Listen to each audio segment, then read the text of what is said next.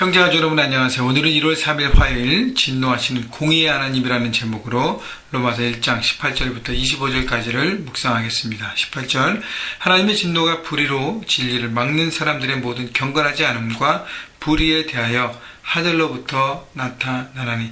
자, 하나님의 진노하심에 대해서 말씀하십니다. 하나님의 진노하심이 그 대상은 뭐냐면 불의로 진리를 막는 사람. 다시 말하면 하나님의 뜻과 말씀의 원리로 살아가는 것이 아니라 자기 욕심과 자기 생각과, 여기 보면 모두 경건하지 않음이라고 얘기했어요. 경건하지 않는다는 것은 영적인 일, 하나님의 말씀과 진리를 추구하지 않고 자기 욕심과 자기 뜻만을 채우기 위한 삶으로 잘못된 일들을 선택하고 거짓을 선택하고 여러 가지 잘못된 죄악을 선택하는 삶을 얘기합니다.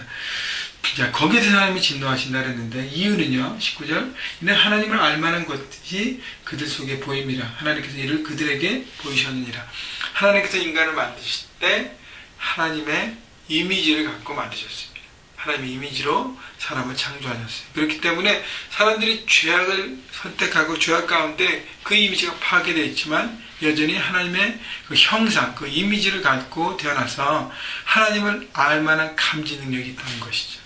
자기 현상을 보면서 여러 가지 상황들을 보면서 자기 자신의 일어난 일들을 보면서 다 하나님의 존재에 대해서 모두가 알고 있습니다. 그거를 거부하는 사람들은요, 믿지 않는 사람들은 그걸 자기 자존심 때문에 거부하려고 그러지 본인 안에서 알고 있는 것입니다. 그래서 하나님께서 자신을 그러니까 알 수 있는 그런 모든 이미지를 주셨기 때문에, 깨달음을 주셨기 때문에 사람들은 다 안다는 것입니다. 20절 창세로부터 그의 보이지 아니하는 것들 곧 그의 영원하신 능력과 신성이 그가 만드신 만물에게 분명히 보여 알려졌나니 그러므로 그들이 핑계하지 못할지니라. 나는 하나님을 모르기 때문에 하나님이 없다고 해야 한다 라고 말하는 사람들은 다 핑계라는 것이죠.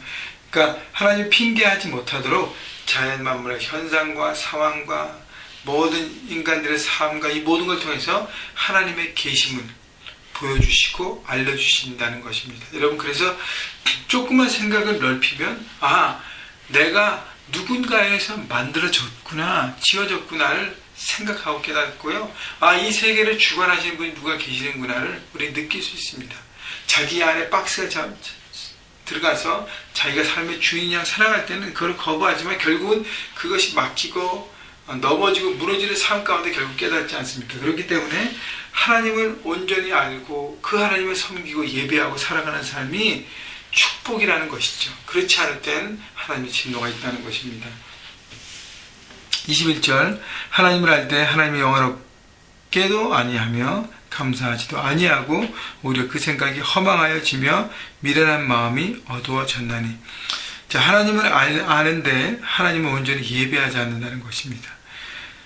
하나님 앞에 감사하지 않고 하나님 영화롭게 아니하고 그것을 온전하게 예배하지 않고 다른 것을 추구하고 다른 것을 더 얻고 하나님의 뜻이 아니라 내가 원하는 삶과 내가 원하는 것을 얻으려고 하는 그 허망한 생각 때문에 어떻게 해요? 마음이 어두워지고 썩어진 것에 들여지는 삶이 된다는 것입니다. 여러분, 가장 중요한 것은 하나님을 온전히 예배하는 것입니다. 주일 예배뿐 아니라 내 마음에 하나님은 내 삶의 주인으로 모시고 우리 이 모든 것을 다스리는 왕 되신 그분 앞에 나아가서 모든 것을 순종하고 들을 때 온전히 그분이 하나님 되심을, 내 삶의 주인 되심을 고백할 때 우리의 삶은 제대로 돌아가는 것입니다.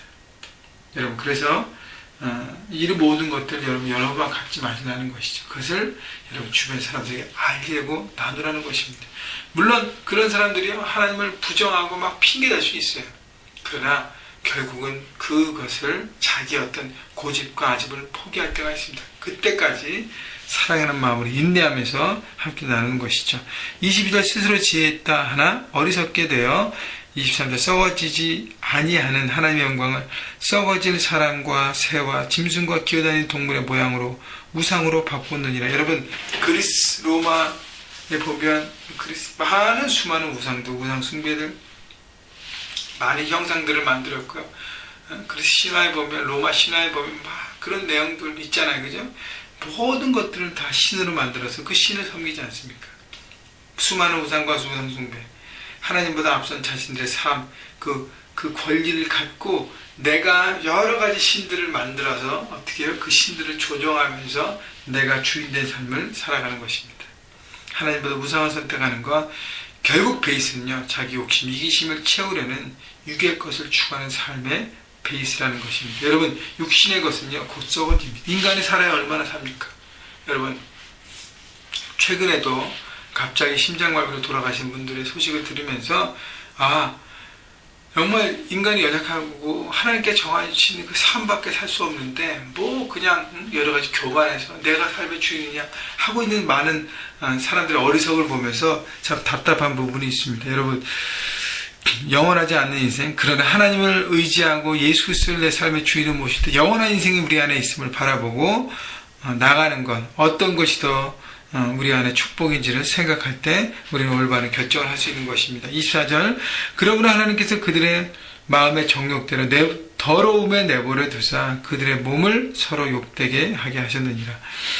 여러분, 그 우상 숭배를 하면서 사람들이 그 우상을 정하고 우상 숭배에 사는 그 모든 것들, 결국 더러운 인생인데 하나님께 내버려 두셨다고 얘기하십니다. 하나님은요, 우리 인격적으로 대하십니다. 강제적으로 막 이렇게 하시는 분이 아니에요. 인격적으로 대하시고 우리 안에 선택을 주시는 것이죠. 영의 것을 선택하는, 영원한 하나님을 선택하는 것, 그리고 내 자신을 쫓아 육의 것을 추구하는 삶. 결국 선택은 우리의 몫입니다. 육신의 것을 선택하면 결국 허망하고 무너지고 그리고 영적인 어두움 가운데 결국 더럽고 추악한 삶으로 전락하게 되는 것입니다. 여러분, 그래서 그리스 신화 로마에 보면 그 로마의 황제들, 그들이 추구했던 욕심들, 부와 명예와 그 다음에 성적인 욕심들, 결국 그들의 삶이 다 허망하고 무너지고 추한 삶으로 전락하지 않습니까?